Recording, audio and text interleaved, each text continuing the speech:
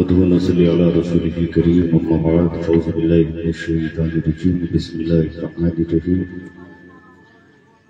कुल्लु नफ्सिन ज़ाइक़तुल मौत अऊज़ु बिल्लाहि सदक़ल्लाहुल मौलानाल अज़ीम व सदक़ रसूलुहुन नबियुल करीम व नहनु अला ज़ालिका लमिन शाहिदीन व शाकिरीन वल्हम्दुलिल्लाहि रब्बिल आलमीन। दुरूद पाक पढ़ें। अल्लाहुम्मा सल्लि अला सय्यिदिना शफ़ीना मौलाना मुहम्मदिन बारिक वसल्लिम सल्लल्लाहु अलैहि सल्लतु वस्सलामु अलैका या रसूलल्लाह सल्लल्लाहु अलैहि वसल्लम। हज़रत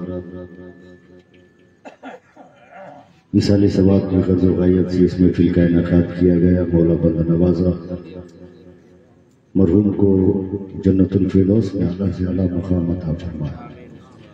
अभी आपने मुझसे पेशतर हज़रत अल्लामा मौलाना फैज़ान रज़ा जमाली साहब से बहुत अच्छी खिताबत आपने समात की। अल्लाह तबारक व तआला हम सबको इस पे अमल की तौफीक अता फरमाए। मैं भी थोड़ी देर के लिए आपके सामने आया, ज़्यादा वक्त आपका लूंगा नहीं, इसलिए कि और भी मामला थे। महफिल मिलाद पाक के बाद कहने वाले ने कहा है कि जागना है जाग ले अफलाक के साए तले, हश्र तक सोना पड़ेगा खाक के साए तले। और मौत से किसको रुस्तगारी है, आज हमारी तो कल तुम्हारी बारी है। ये जिंदगी फना होने वाली है।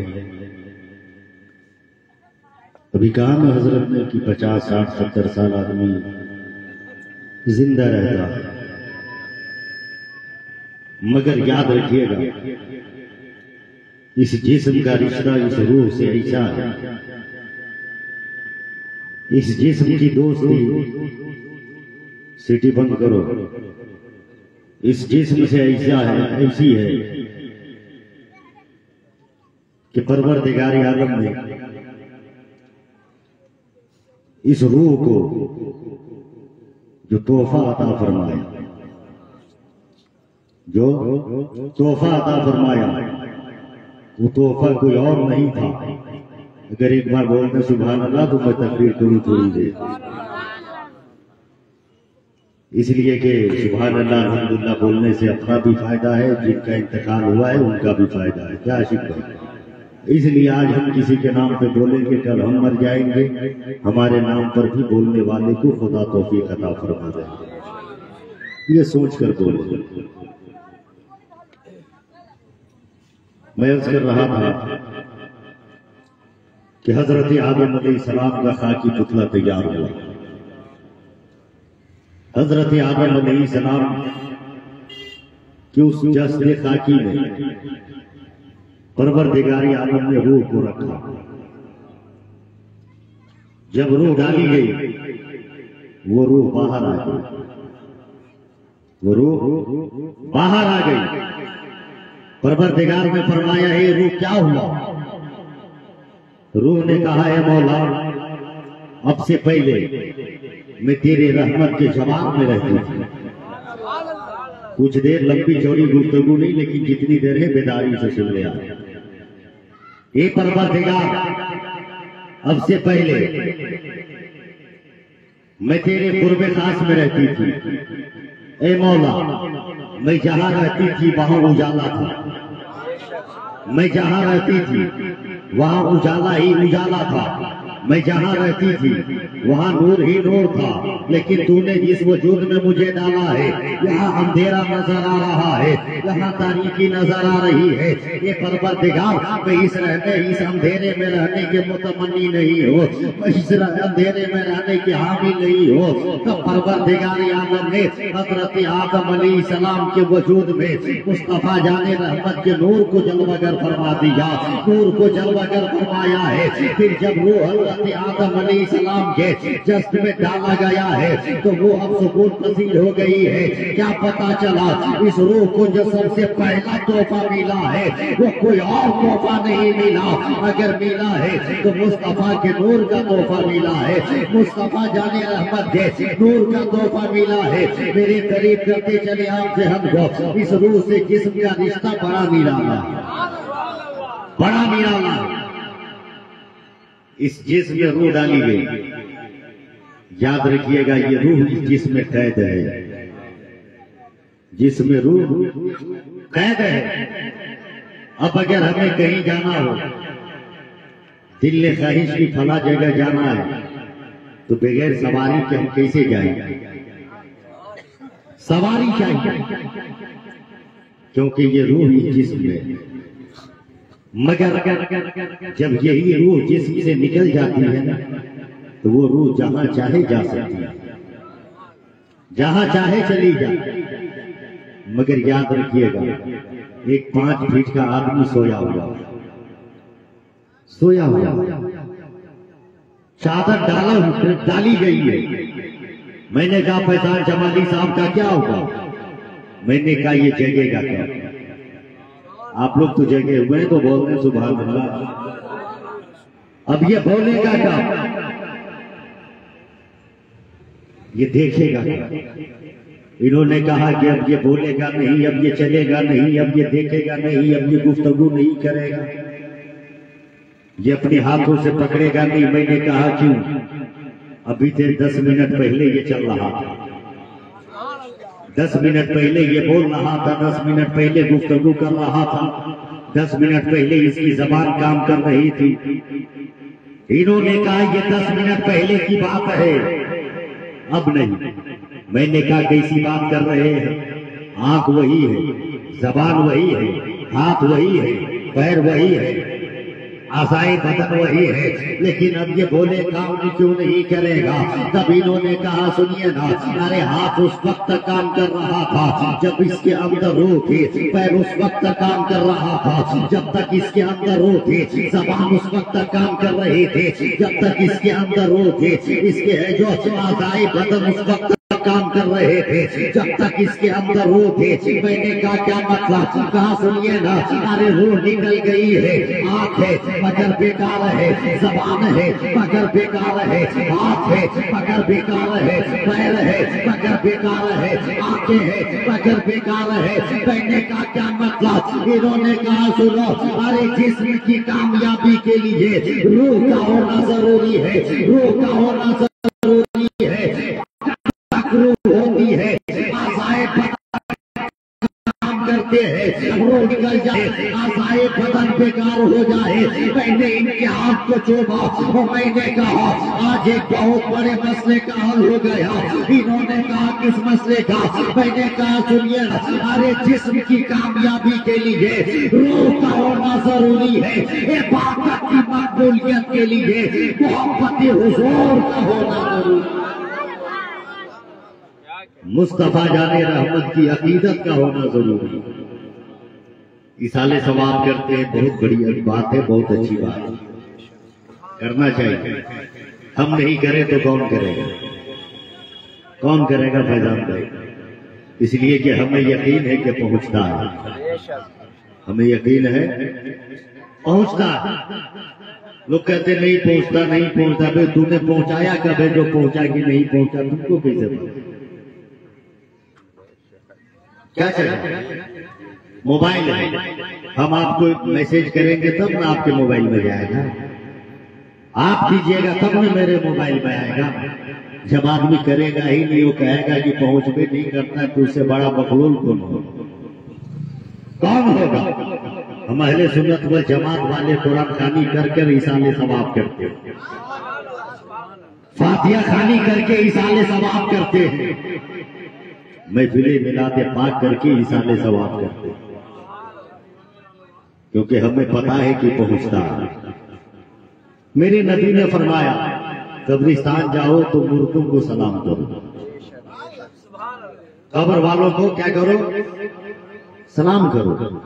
आज का आदमी जिंदा को सलाम नहीं करता। मेरे नबी ने फरमाया मुर्दे को सलाम करो। साहबा ने कहा या रसूल अल्लाह, क्या मुर्दा सुनते हैं, जवाब देते हैं? मेरे नबी ने फरमाया सलाम करना सुन्नत है, जवाब देना वाजिब है। अगर आपका कट्टर दुश्मन भी अगर आपको सलाम कर दिया तो आपके ऊपर जवाब देना वाजिब हो गया। अगर आप जवाब नहीं देंगे तो आप गुनहगार होंगे। मेरे नबी ने फरमाया सुनो, सिर्फ सुनते ही नहीं है, सिर्फ सुनती नहीं है, जवाब भी देते हैं। वो कौन सलाम कर रहा है उसको पहचानते भी हैं। इतनी बड़ी बात कह दी आप, कस से मसनी हुए, बोलिए ना सुभान अल्लाह। महफिले मिलादे पाक में बैठिए, एकदम टेंशन फ्री होके बैठिए, टेंशन फ्री होकर। इसलिए कि आदमी की जिंदगी में इतना उलझन है कि एक बयान से बाहर। महफिले मिलादे पाक की वो जगह है जहां जन्नत की हवाएं आती रहती है, फरिश्ता झूला झूलाते रहते।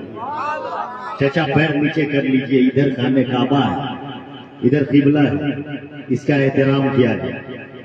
करीब करे आपसे, हमको सलाम करो। पहचानता भी है, एक मनोमन मिट्टी के अंदर से सलाम करने वाले को पहचानता है। तो जब आम मोमिन का ये आलम है तो नबियों के इमाम का आलम क्या होगा? मुस्तफा जाने रहमत का आलम क्या रहा हो, क्या मकाम होगा? वही मेरे आका है, एक कब्रिस्तान से गुजर रहे हैं। नबी ठहर गए। साहबा ने कहा या रसूल अल्लाह क्या हुआ? कहा कि ये जो तो दो कब्र नजर आ रही है ना, इन दोनों कब्र में अजाब हो रहा, दोनों कब्र में अजाब हो रहा। साहबा ने कहा या रसूल अल्लाह बहुत बड़ा गुनाहगार होगा, बहुत बड़ा पापी होगा, बहुत बड़ा गुनाहों में इसकी जिंदगी रही होगी। या रसूल अल्लाह इसका गुनाह क्या है? गुनाह क्या है? एक बात याद रखिएगा, यही तो मेरे मुस्तफा का पावर है जो खुदा ने फरमाया।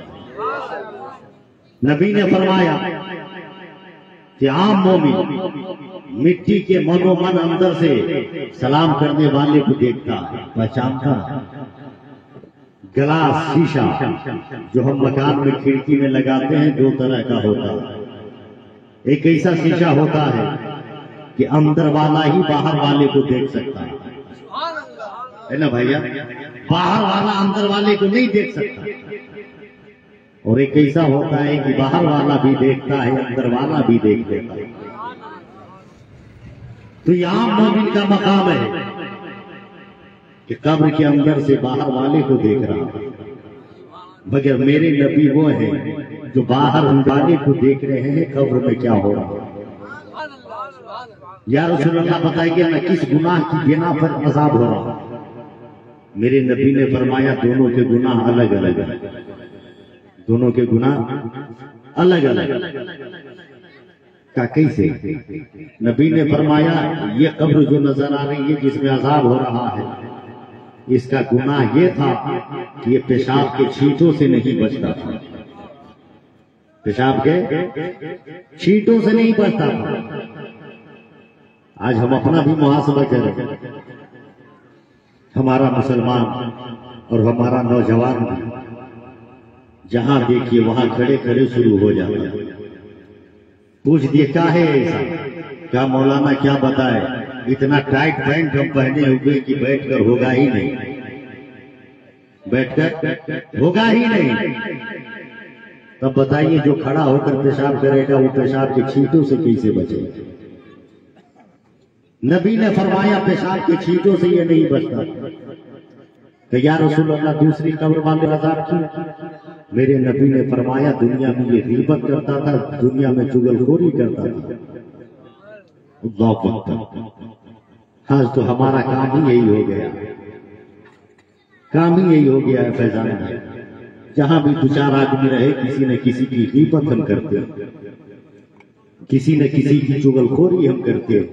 फला ऐसा किया, फला वैसा किया, फला वैसा किया। वे उसका तो छोड़, अपना ख्याल करो कि हमारे साथ कब्र में क्या होगा, हमारे साथ हश्र में क्या होगा। मेरे नबी ने कहा ये मेरे सहाबा हाँ या रसूल अल्लाह, कहा कि हरी टहनी लेकर आई, हरी शाख लेकर आइए, बस सुन लीजिए गुफ्तगू थोड़ी देर हो। मेरे नबी ने मंगवाया। हम लोग कब्र पर मजार पर ताजा फूल डालते कि नहीं? एक से एक आदमी मिलता है, काहे डालते हो, क्या फायदा है इससे? भाई सब तुम्ही को समझ में आ जाएगा क्या फायदा है, कि हमको समझ में आता है। नबी ने मंगवाया हरी टहनी, और उस टेहनी को 2 टुकड़े किए। के टुकड़ा? 2 टुकड़ा। और करने के बाद एक टुकड़ा एक कब्र पे गाड़ दिया मेरे नबी। एक टुकड़ा दूसरी कब्र पे गाड़ दिया। औलियाए किराम के मजार पर तो हम फूल चढ़ा डालते ही है। अरे आम मोमिन भी मरे उसके कब्र पे भी फूल डाल दिए, सब्जा डाल दिया मेरे नबी ने। साहबा ने कहा या रसूलल्लाह इससे क्या होगा? मेरे नबी ने फरमाया जब तक ये टहनी हरी रहेगी, जब तक ये टहनी ताजा रहेगी, परवरदिगार आलम इस हरी टहनिया से इस मुर्दे के कब्र अज़ाब कब्र में तखफीफ करता रहेगा, कमी फरमाता रहेगा, कमी फरमाता रहेगा। इसलिए हम लोग डालते हैं। नबी दुआ करते थे, मगर नबी तो देख रहे थे कि कैसा दौर आएगा कि लोग इसकी अहमियत को घटाने की कोशिश करेंगे। इसीलिए मेरे नबी ने उस वक्त दुआ नहीं की, बल्कि वो हरी टहनी डालकर वहां पर गाड़ कर उस जो टहनी और हरी चीजों का मकाम मेरे नबी ने बतला दिया। ये तो गुनाहगार के बारे में। और अगर मरने वाला नेक है, मरने वाला अल्लाह का बरगुज़ीदा बंदा है, अगर उसके कब्र पर फूल डाला जाए, उसके कब्र पर सब्जा डाला जाए, नबी फरमाते हैं जब तक वो डाली और जब तक वो फूल ताजा रहेगा, परवरदिगार आलम उस नेक मुर्दे के मकाम को बुलंद फरमाता रहेगा, उस पर गुज़ीदा बंदे के दर्जात को बुलंद फरमाता रहेगा। इसीलिए तो हम सुन्नी मुसलमान कब्र पर गुलाब भी डालते हैं, कब्र पर चंपा भी डालते हैं, कब्र पे नसरीन भी डालते हैं, कब्र पर हम दुनिया की फुक्का फूल भी डालते हैं, क्योंकि ये तरीका और हरे सब्जा डालने का तरीका किसी और ने नहीं बतलाया है, ये तो मेरे मुस्तफा ने बतलाया है, मेरे पैगंबर ने बताया है। अरे दुनिया का हर इंसान एक तरफ, मेरे मुस्तफा का फरमान एक तरफ, मेरे नबी का फरमान एक तरफ। बस चलते चलते एक आध बात और सुने, क्योंकि वक्त का ख्याल रखना। आदमी इंतकाल कर गए,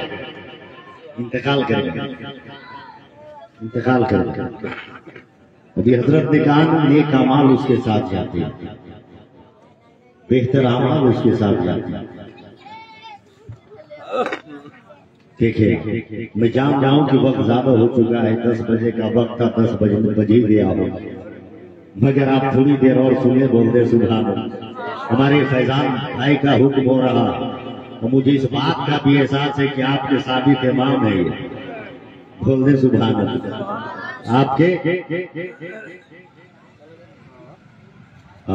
आपके साबित इमाम भी है।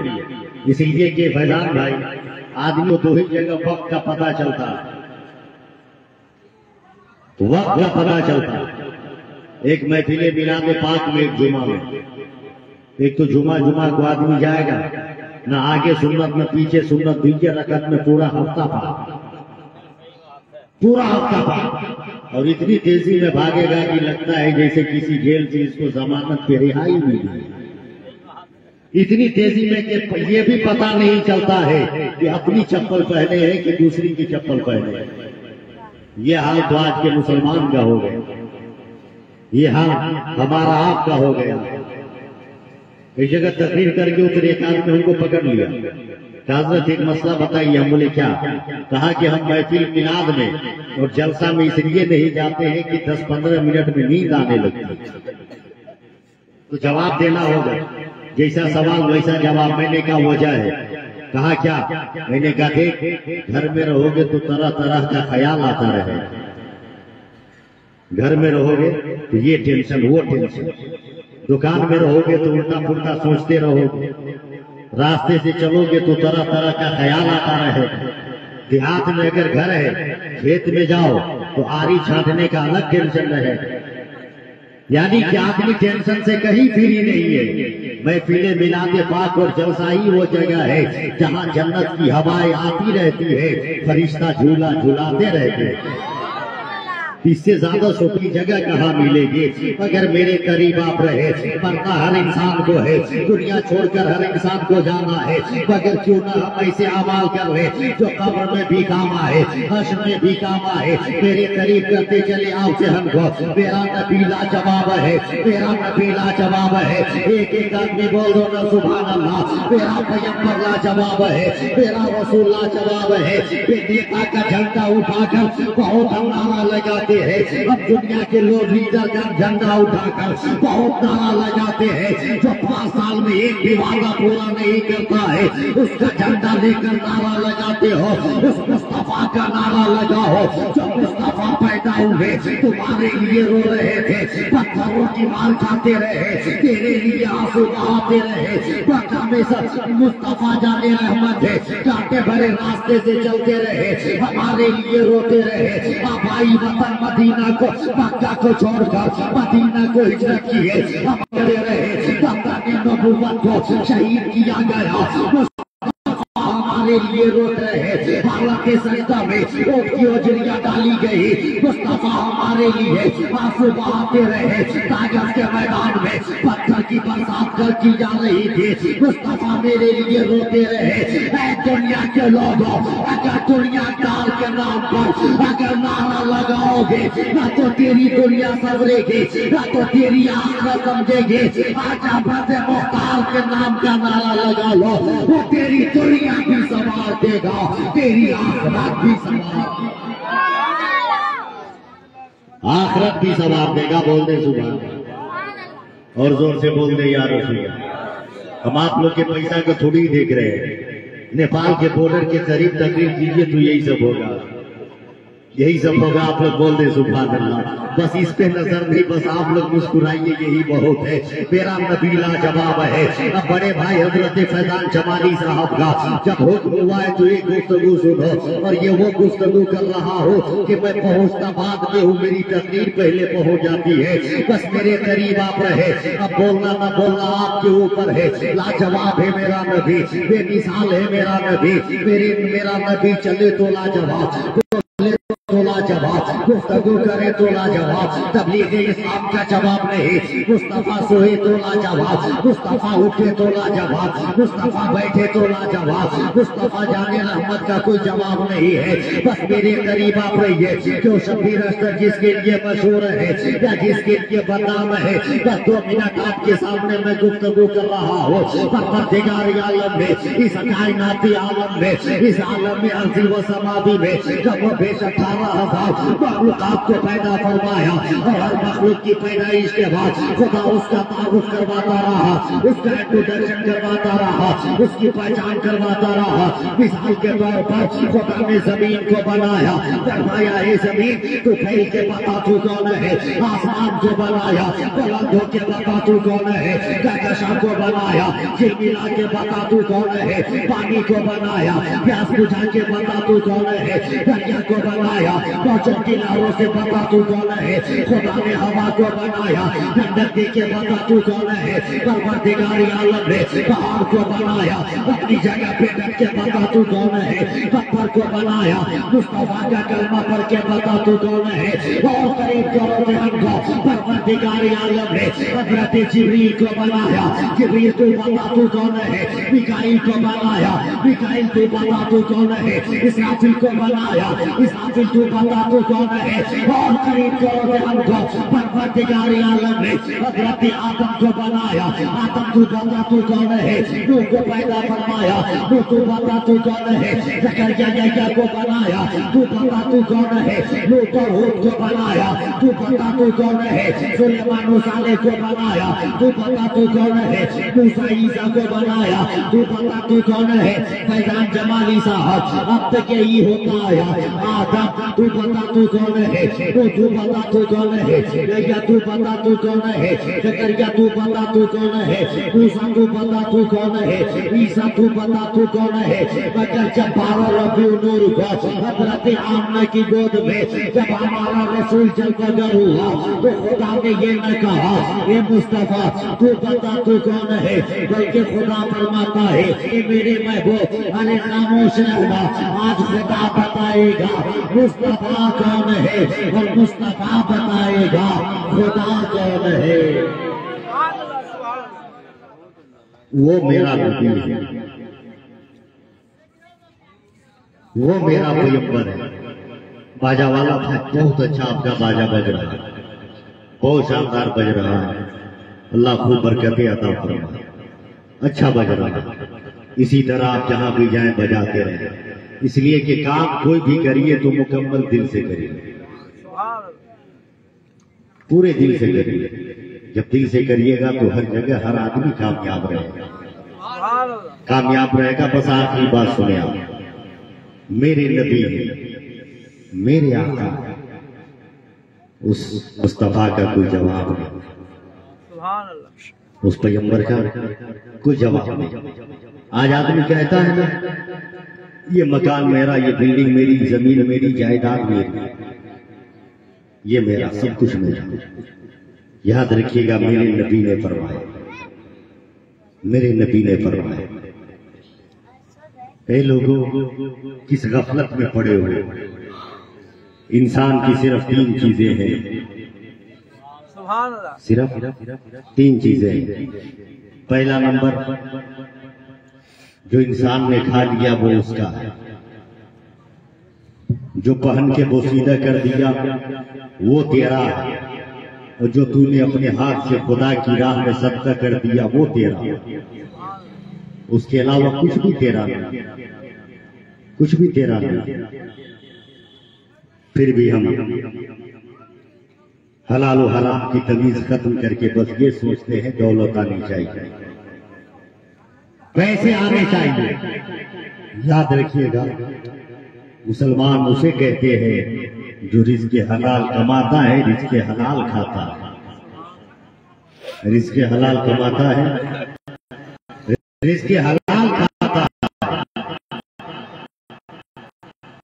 इसलिए कि रिज़्क़े हलाल खाइएगा ना, उसका असर खून पे होगा, उसका असर उसका जमा पे होगा। आज मेरी दुआ कबूल नहीं हो रही,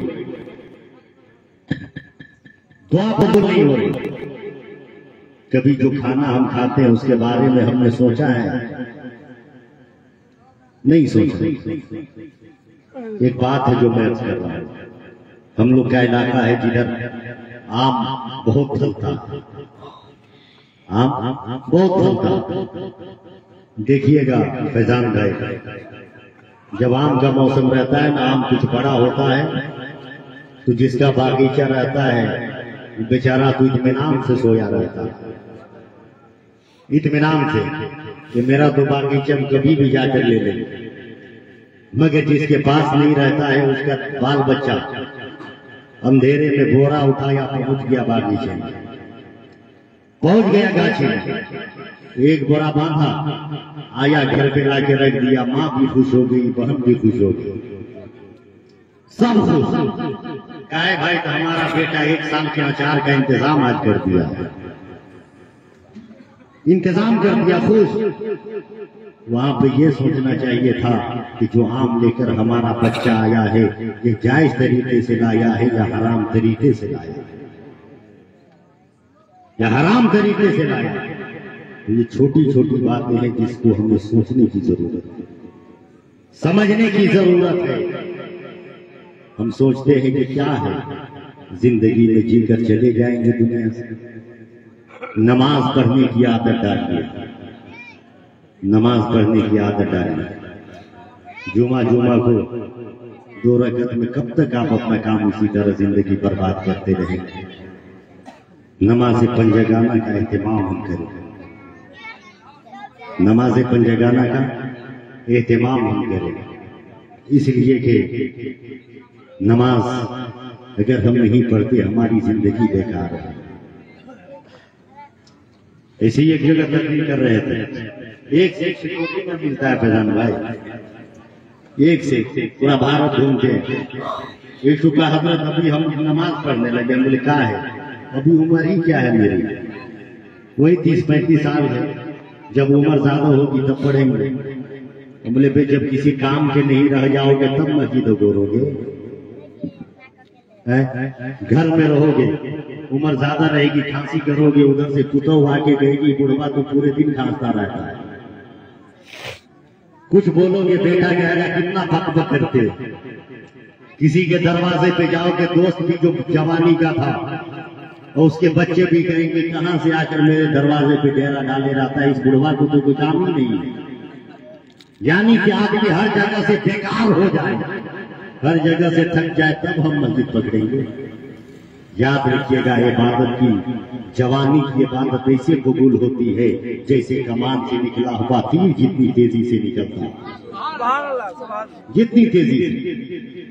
बड़े बड़े शहरों में मस्जिदों में देखिएगा 4-5 कुर्सी हर मस्जिद में लगी रहती है। काहे भाई? तो इस पे नमाज पढ़ेंगे लोग। मैंने कहा क्यों? कहा कि उम्र ज्यादा हो गई है, कमर में दर्द है, नस काम नहीं कर रही, पैर काम नहीं कर रहा, कमर काम नहीं कर रही। उसी लोगों के लिए एक कुर्सी लगाई गई। नमाज तो मजबूरी में हो जाएगी, मगर वो मजा कहां से मिलेगा जो खुदा की बारगाह में अपनी पेशानी झुकाने में मजा मिलेगा। इससे पहले कि हमारा पैर हाथ काम करना बंद कर दिया, हम कुर्सी पर बैठकर नमाज पढ़ने लगे, बैठे बैठे नमाज पढ़ने लगे, लेटे लेटे नमाज पढ़ने की जरूरत पड़े, उससे पहले हम नमाज का जखीरा इकट्ठा कर ले, नेकियों का जखीरा इकट्ठा कर ले। बस आखिरी बात बोलने सुबह, फिर कभी मौका मिला, वक्त रहा तो तकरीर करेंगे, और इतनी देर तकरीर ही तो हम कर रहे हैं, और क्या कर रहे हैं। नमाज किस चीज का नाम? प्रधान भाई साहब दुआ फरमाते, बड़े जमाने के बाद आप मिले, बड़े जमाने के बाद, मगर याद रखिएगा जमाने पे मिले तो क्या हुआ, मोहब्बत तो वही है, मोहब्बत तो वही है। एक बात बताइए, अगर किसी के घर में 10 आदमी का परिवार है, फैमिली है, 10 आदमी का, तो 10 आदमी में कई किलो चावल पकेगा? बोलिए ना, 10 किलो नहीं मालूम? कैसे मालूम है?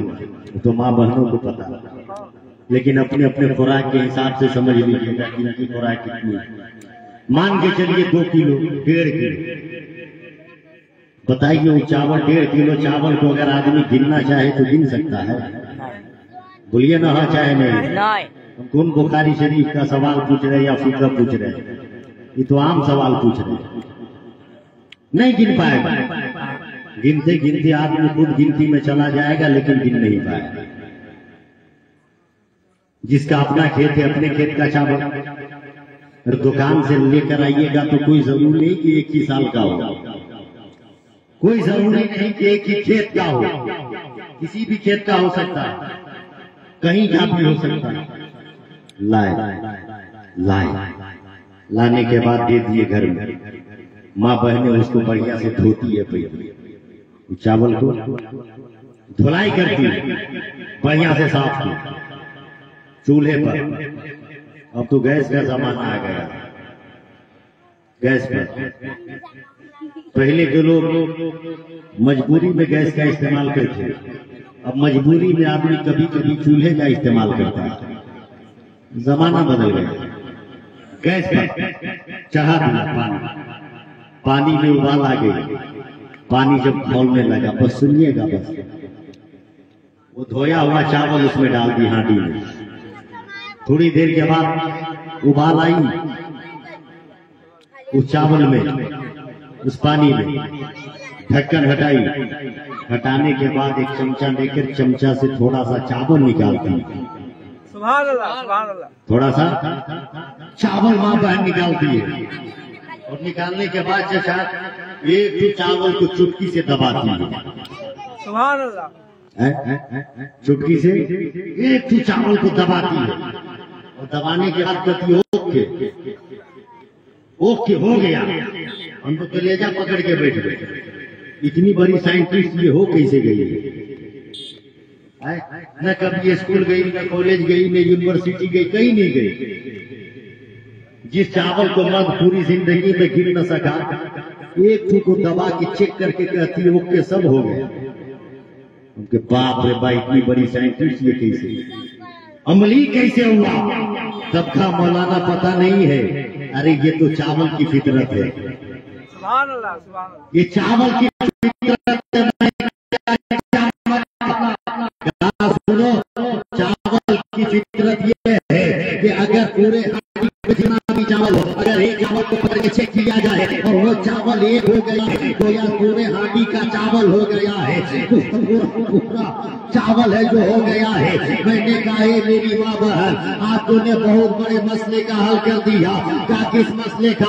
मैंने कहा सुनो ना, यही तो मेरे नबी ने फरमाया है, ये लोगों नमाज पढ़ो, ये लोगों नमाज पढ़ो, ये लोगों नमाज पढ़ो, ये लोगों नमाज पढ़ो। इसलिए कि क़यामत के मैदान में जो सबसे पहले जो नेकी चेक की जाएगी, जो सबसे पहले इबादत चेक की जाएगी, वो कोई इबादत चेक नहीं की जाएगी। अगर चेक की जाएगी तो सबसे पहले नमाज चेक की जाएगी, नमाज को तौला जाएगा।